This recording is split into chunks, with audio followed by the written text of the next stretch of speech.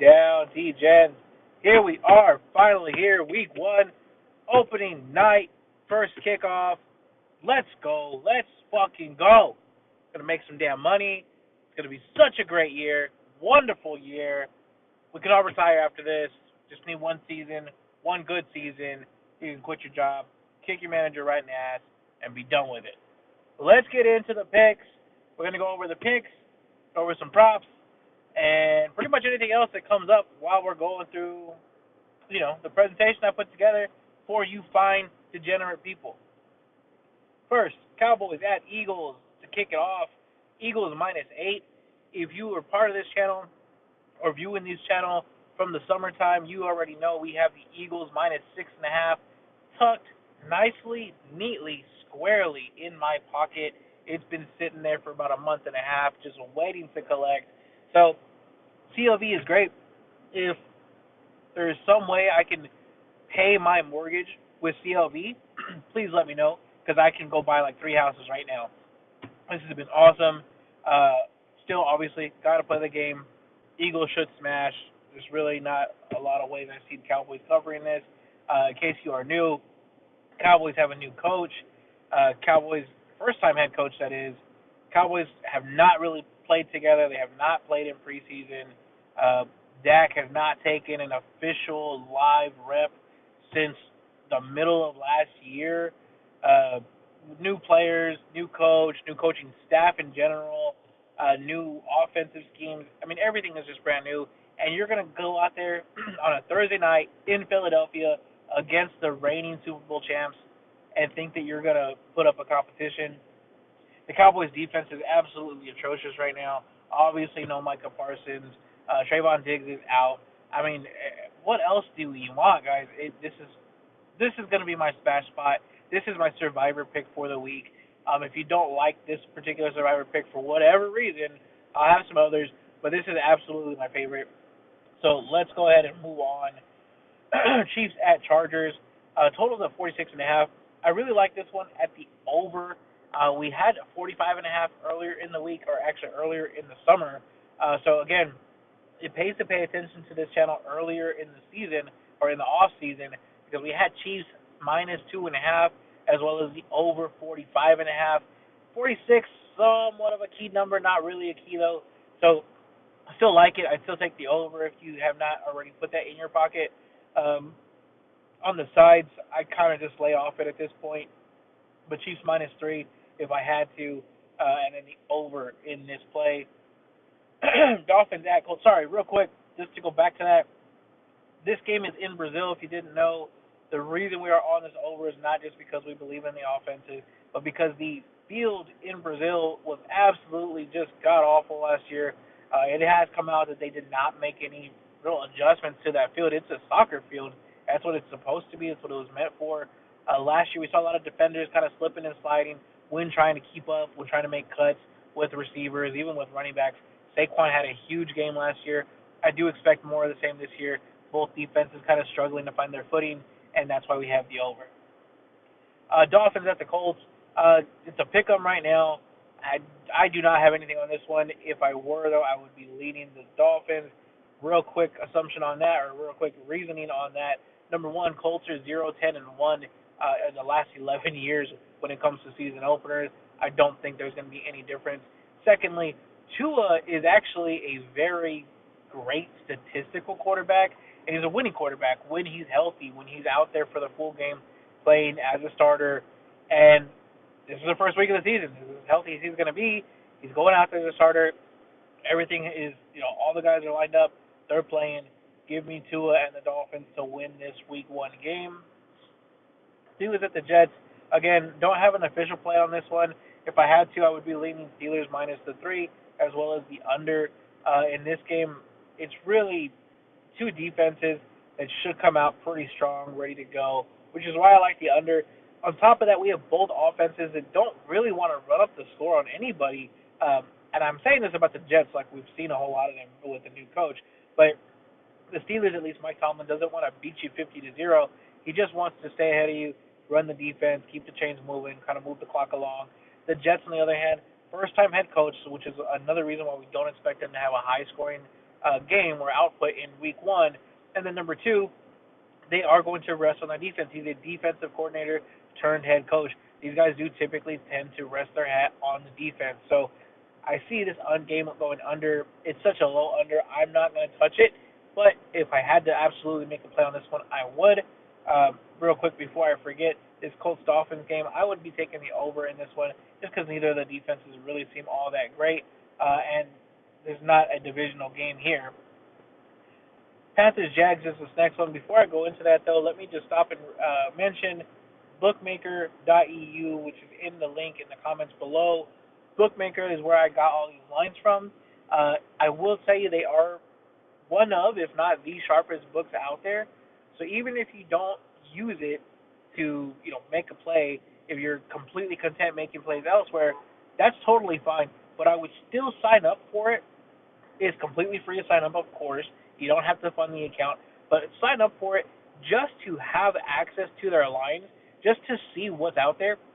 Because I typically will use it as a leading indicator, if nothing else, even if it's not the book that I end up placing the bet with, because they are going to move their lines roughly 30 minutes to an hour before anybody else does. So if you can get that little bit of an advance notice, you have a little window there to go in there and make a play on the other team with another book even before the number catches up. So it's a sharp book, it's a leading indicator, and if you are absolutely looking for the best lines and the earliest lines at that, they are going to be your best bet. Just shop around. No one's going to beat their bonus. It is a 100% free play to match your first deposit with a one-time playthrough. I've said it before, I'll say it again. No one's going to offer you that. I don't see it anywhere else. Bookmaker.eu, the link is below. Definitely sign up. Like I said, if you can, ideally, love you to get it funded. But even if you use it as just an indicator, do that. At least do that. Take the 2 minutes. Just go do it and see what you like from there. Next, so like I said, Panthers at Jags. I'm on the Jags here, minus the 3.5. The total's at 47. I like the over. And I apologize if I said I'm on the Jags. It's not an official play for me. It is just kind of a lean at this point. As you can tell, I'm going through all the games. I'm gonna mention the ones I actually have plays on, but I wanted to give everybody my outlook on all of these games. The Jaguars offense, the pieces are there. On paper, they've been there for a while. Finally have a coach who seems to be competent. Liam Cohen, a pretty solid, if not good, offensive coordinator turned head coach. I do expect to see him kind of focus on that pass game. The running back room is okay, but again, if they're going to be focusing on the pass, that's kind of a cherry on the top. Trevor Lawrence, this is going to be his best shot. This is probably one of his last shots to make it known that he is an official, real-life NFL quarterback, because it's kind of starting to wear a little thin with the guy. So he's going to come out here, have a good game, at least a good week one. The Panthers' defense is absolutely atrocious, or it was last year. I don't expect much improvement. It hopefully is a little bit better, at least for their sakes. But with Bryce Young, he's been given years at this point. He's finally getting a coach for 2 years in a row. And yes, he's probably going to improve at least somewhat from what he did last year, which was an improvement from the year before that. But this is not looking good for him. It's not looking like a quarterback who can come out and turn it on and has shown exponential growth. He looks like he's still very similar to the guy that came out of college, and it's fine if you're a college player, but in the NFL they're going to ask you for more. So the Jaguars, better offense, better team, at least equal coaching. Give me the Jaguars minus the 3.5 if I had to play one on this one. Cardinals at Saints, same thing as previously mentioned. It's going to pay attention to this channel before the season actually gets started. We had the Cardinals at minus 4.5 over a month ago at this point. Now, obviously, it's minus 6.5. I still like it, to be honest with you. I still play it. We'll make it an official play for this week. It's the 6.5. Anything under 7, I'm on it. Cardinals at Saints. Saints, obviously, I know, everyone knows that team is expected to be absolutely dog shit, and I don't really see a way this goes any differently. Kellen Moore, I actually like him as a coach. I think he's going to eventually do well. I think this team will look much better towards the middle and end of the season, but for this first week, it's going to be rough starting. We have a quarterback who, last year we saw him. You saw that he was not, an amazing quarterback. He was barely a competent quarterback. They're not going to put in Shuck or Shaw or whatever until weeks down the line here, and I don't necessarily blame them. But you have a poor quarterback going with a first-time head coach against the Cardinals team that's relatively solid with a solid coach. So give me the Cardinals. As far as the total on this one, I would have to lean under just because I don't think the Saints are going to carry their weight when it comes to scoring in this particular game. Giants at the Commanders. Giants plus the 6 is my play. We had a Giants plus 6.5 earlier in the season as well. Give me the Giants actually just a sprinkle on the money line at the plus 215 right now. I hate that I'm not the only one on this. I thought I was being a little sneaky with it, but more and more people I'm hearing are on the Giants for this particular game. The Giants finally have a quarterback. The coach has been there. The rest of the team has been kind of so-so, but they finally have a quarterback that can actually pass the ball. That can actually go more than 5 yards at a time as well. So Brian Daboll should maximize that potential. Now, one thing I will note in this one, especially if you're playing fantasy or DFS or whatever you may be wanting to do, my sleeper tight end, which is really one of the best positions to find a sleeper at, is Theo Johnson. If you don't know this, if you haven't been watching Russell Wilson, the guy likes to either throw bombs or he likes to throw 1 yard from the line of scrimmage. One or the other. It's very rare that he throws in the middle of that. Theo Johnson was peppered consistently in the preseason, and I don't think that was just like a preseason type deal. That is a symptom of Russell Wilson. He likes to throw short. If a bomb is not there, he's going to find somebody underneath. And in this case, I think Theo Johnson is going to benefit from that. The Commanders do struggle to cover tight ends, or at least they have in the years past. And I don't really see someone that they've added to the roster to stop that. Theo Johnson is probably not their key takeaway as far as who they're trying to stop. Most likely it's like a Malik Neighbors. Theo Johnson should get a lot of benefit here. So if you're looking to play fantasy, or even if you're looking at a first touchdown, don't be scared to put it on Theo Johnson. Let it roll. So that's the pick for this one. As far as over/under, this one I don't have a strong take, but I would say the under just because it is a divisional game. The Giants have a very strong defensive front four. The Commanders' defense is below average, to be completely honest with you. But again, it's just a divisional matchup, so the schemes are probably going to be there to limit scoring a little bit. Next is the Bucks at the Falcons. Give me the Bucks -2. Falcons have the worst defensive line in the NFL, bar none, absolute worst. And now you're going to play against a Bucks team who, number one, loves to run the ball. Number two, is a coach who wants to run the ball and loves to run the ball. And number three, Bucky Irving, who is very capable of making explosive plays. Bucky should have an absolute just banger of a night when he goes into the Atlanta Dome and just wrecks shop on this Falcons team. So give me the Bucks -2, the total over 47 because the Falcons, again, defensively, I don't think they're stopping anything. This game, yes, it's a divisional game. I would kind of a little hesitation on the over, but just because of the way the defenses line up here, I would be on that. Bucks -2 would be my lean since I don't have official money on this play, but I do have money on the Bucky Irving over, and we'll talk about that here in just a second as far as his rushing yards are concerned. Next, we have the Bengals at Browns. Bengals -5. I know there's a lot of talk about how they start slow, and they've been starting slow and all that kind of stuff. However, everyone in that organization has come out saying that they are aware of that issue. They absolutely want to stop that. They have emphasized it. They've put players in the preseason. They've done everything that they can to get ready for this Week 1 game. They do not want to start slow.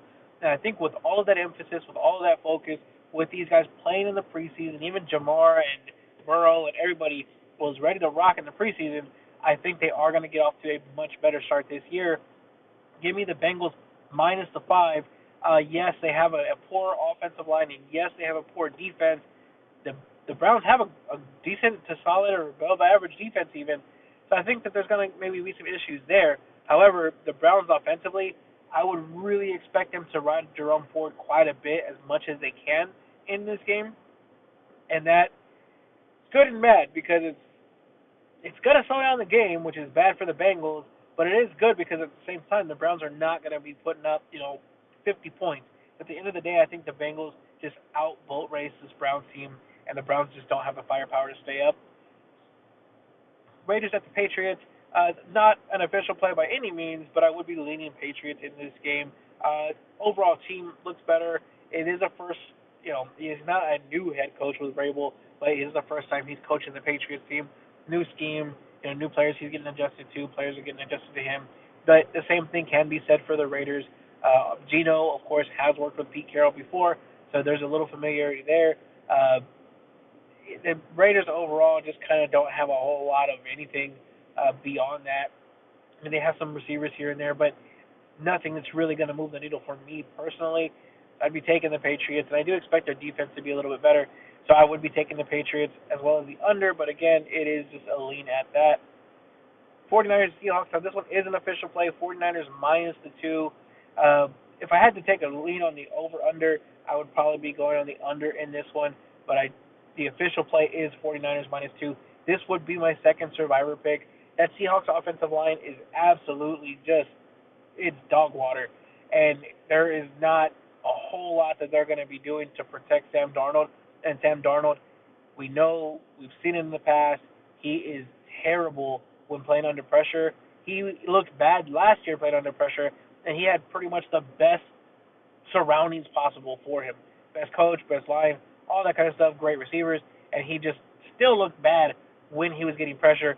He's going to look that much worse with the Seahawks team. Yeah, there's some pieces there, but that offensive line is going to be an issue.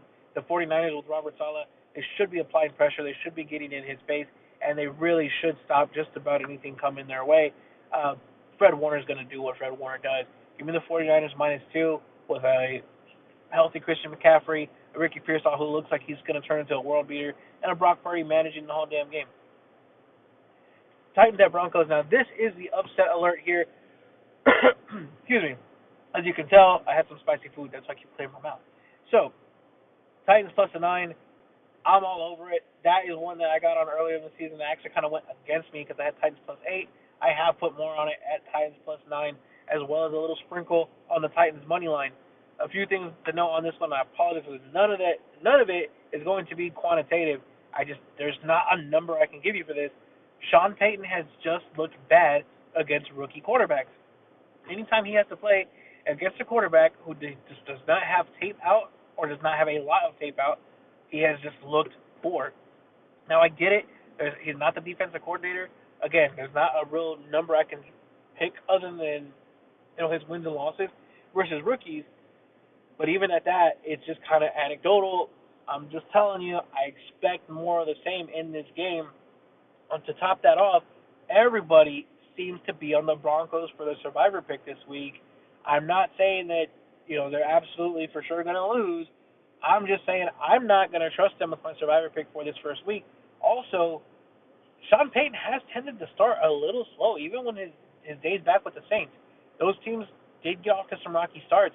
He's a guy that really likes to look at the analytics and data and kind of focus his game plan around that. And the week 1 matchup is the hardest thing to do because you don't have that data just yet. So give me the Titans. Take a sprinkle on the money line. I'm going to tell you I told you so if they win this game, but at least get the plus 9 if nothing else. Lions at Packers, Lions plus 2. Give me the Lions plus the 2, Lions on the money line. As far as under divisional matchup, both solid defenses. I think a lot of people are expecting a kind of higher scoring shootout in this one, and I really don't. I think you're going to see a lot of Josh Jacobs, a lot of Jahmyr Gibbs. I would like the under in this game if I absolutely had to play something. But the Lions, I do have them on the money line officially, and right now it's about plus 115, plus 120, depending on what book you're looking at. Of course, you should be looking at Bookmaker because they are going to give you at least about a plus 118 in this game. Texans at the Rams. Rams minus the 3 points. Texans defense is solid. It is awesome. It is one of the top-ranked defenses in the league, if you didn't know. However, the Rams offense is also equally awesome. And on the flip side of the field here, the Texans offensive line is they are ranked absolute dead last in the NFL. That's going to be an issue, especially because you don't have a real solid running back there. So it's going to look even worse when you try to run the ball. The problem is D'Amico Ryans is a guy who wants to run the ball. Yes, they have great playmakers. Yes, they have the Nico Collins. C.J. Stroud can do his thing. But at some point, that offensive line is going to come into play. And if you don't have a running back that can make people miss back there, it's going to be an issue. So unless Nick Chubb turns the clock back a couple years, it's going to probably be a long night for that Texans team. It's not an official play, but I would be on the Rams minus the 3 if I had to. I did get Rams minus 2.5 earlier in the offseason. As far as the total is concerned, I would definitely be looking at the under in this game. The Texans, like I just said, the offensive line is going to probably prohibit them from really moving the ball effectively all night long. They may get, one, two, three good drives, but it should not be really more than two, honestly. And at that, if they're settling for field goals instead of touchdowns, it's going to be a problem for them, and it's going to be a problem for anybody who's betting over the Rams on the other side of that. I do think that they're going to come out okay. Their offense should be a fine product. The only problem I have is that this Rams team does not play in the preseason, and there's good reason for that, of course. Matt Stafford's going to have to knock off some rust. These guys have not really played together, so I think that they'll be fine. I think that they're going to win the game, but I would not be surprised if it takes them at least the first half, or at the very minimum the first quarter, to really settle in this game. So I would be on the under in this one. Ravens at Bills. Ravens currently at -1. This is another one we got earlier in the offseason at Ravens plus 1.5 actually, and then I personally teased that up back then when you could. At this point, it's really not. Obviously, you shouldn't tease this, but the value on the money line as well as the -1 has kind of been removed. Over under wise, I would be on the over in this one. The one note I would tell you on this, I would probably wait until closer to kickoff because the number has actually come down. At one point, it was at 52.5. It's gone down to 50.5. 51 is the key number, so if you like it right now, take it. But I wouldn't be surprised to see this drop down to even 49.5 by the time we actually get to kickoff. Just because a lot of people are taking these unders. They understand that week one start is kind of slow for a lot of these offenses. And Vikings at Bears is the Monday night game. This is going to be completely just a lean as far as the side is concerned. Vikings -1. Like the coaching staff there, more experienced, solid players. JJ McCarthy, yeah, people are treating him like a rookie, but it is technically his second year. He kind of knows what to expect as far as the speed of the game, at least from looking at it from the outside in. That is, give me the Vikings in that situation. However, the official play for this game is actually the under, and we got the under at 44.5. That line may be floating around out there somewhere. So take a look, see if you can find it, because I did get it just a couple of days ago. But at the 44 is still fine. 44 is the key number. Take the under in this one. You have the Bears playing with what should be a pretty solid offense, but it is the first outing for head coach Ben Johnson. He's, of course, expected to do great things. Caleb Williams, this is his first time under a new coaching staff. I think that they're going to eventually be fine. They should look really good throughout the year, but they are also playing against a really, really top-notch defense here in this Minnesota Vikings team. Top 5 defense across the board, front seven, secondary, everywhere you can think of. I think that Vikings team is going to give them some fits. Conversely, though, I think the Vikings with J.J. McCarthy may take just a little bit to get settled in. He may not look absolutely wonderful from the get-go. Again, it's his first true start, so I do think they get the win, but I could see this game being more like a 21-17 type of game. Give me the under in this one, and that is going to be an official play. Last thing here is going to be the props. If you want to, take a screenshot, stop this real quick, look at it. There's quite a few on here, and one note that I like to say on this one, there are a million different places to play props right now. You don't have to play it through a bookie or even a sports book. These can be done on something like a DraftKings or Prize Picks or BetR or whatever, who just solely focus on props. And the benefit to working with those is that just about every week they have one free play, right, like a free square. For most of those places, the free square this week is Dak Prescott to go over half a yard passing. Now, the reason I bring that up is if you were to play one of these with that promo, it is essentially, it's still just a one-person prop at that point, because he's going to go over his half yard, right? That's the whole promo. So if you can get that, you can take your payout, and instead of taking a -110 or -130 or minus whatever it may be on playing one of these individuals, sign up for one of those apps, take their promo. It still counts as a two-leg parlay in their eyes, and you're going to get paid 3-1 at least instead of taking a -110. So word to the wise, do that. If you don't already have one set up, I would set it up now and then play these props with the promo, or at least one of them. But let's go through it real quick. Javonte Williams for tonight's game to kick everything off, under 10.5 rush attempts.